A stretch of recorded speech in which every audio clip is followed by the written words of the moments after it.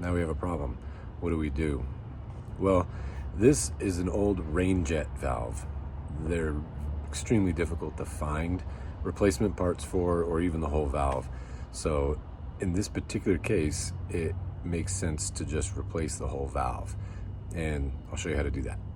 So the first thing to do is shut off this water supply. So this is the old valve.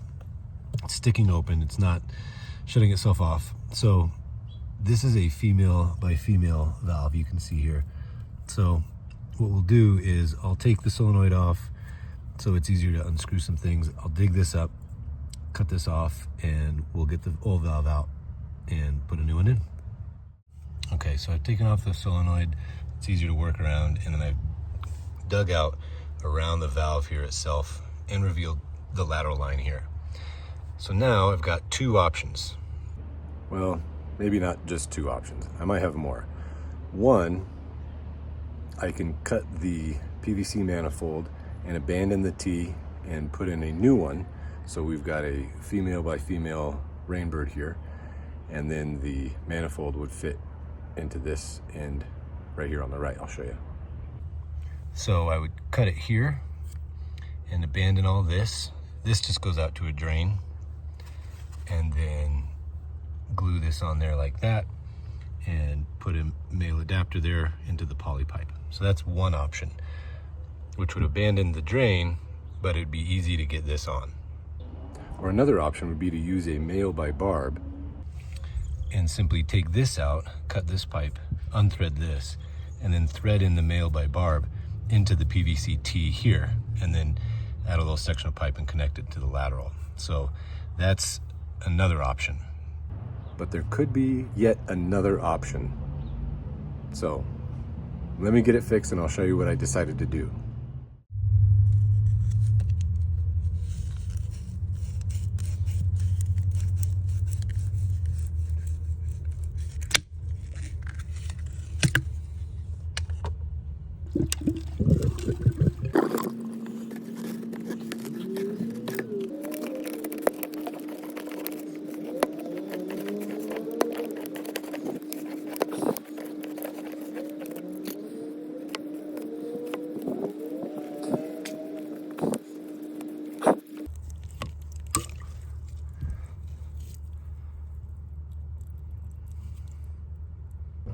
So I removed the valve and I removed that small section of poly pipe without damaging the coupler.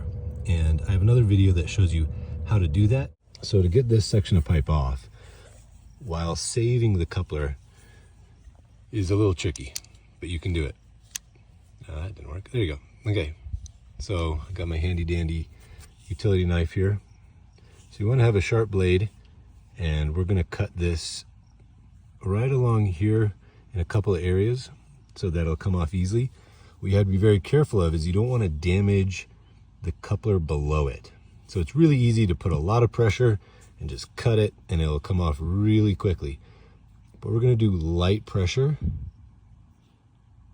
and surgically take this off. So you go a little at a time.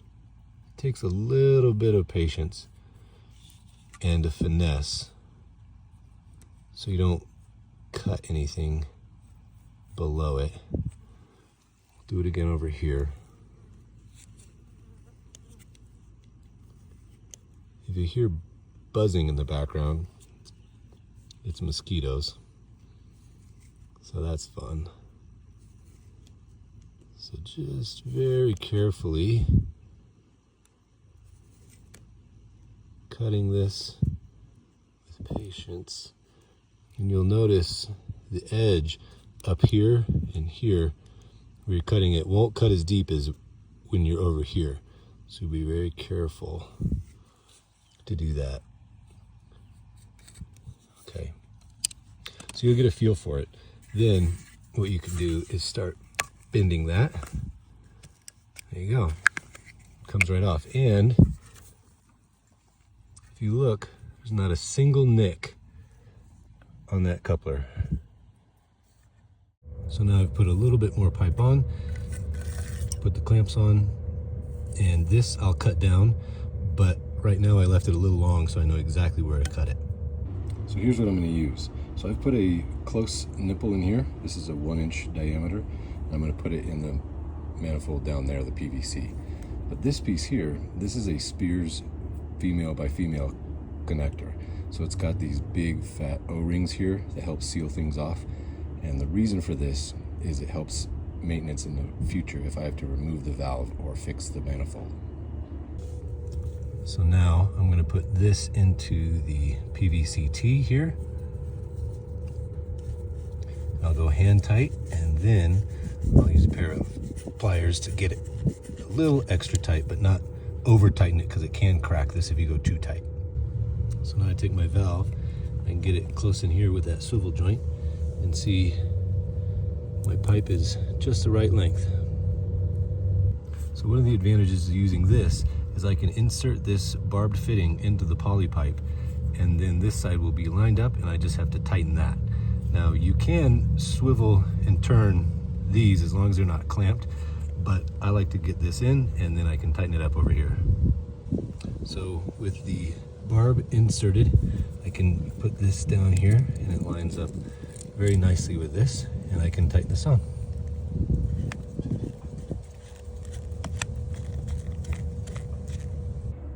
Okay, so now I've got my swivel connection in here.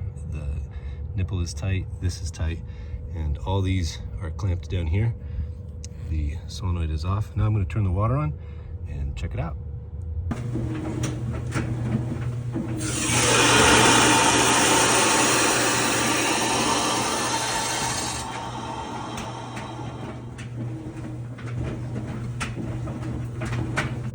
So there we go. Everything's nice and tight.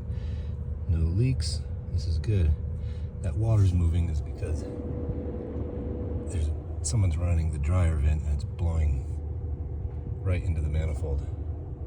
So nice and hot in here, but no leaks here. So we're good to go. Now all we have to do is connect the wires and test it with the clock. So I successfully turned off and on zone 3 a few times, and it is working properly. So this one was a little bit trickier than originally had planned. It was supposed to be maybe a leaking head, but it was one leaking head that was broken, but the other one was split. So we had 2 leaking heads.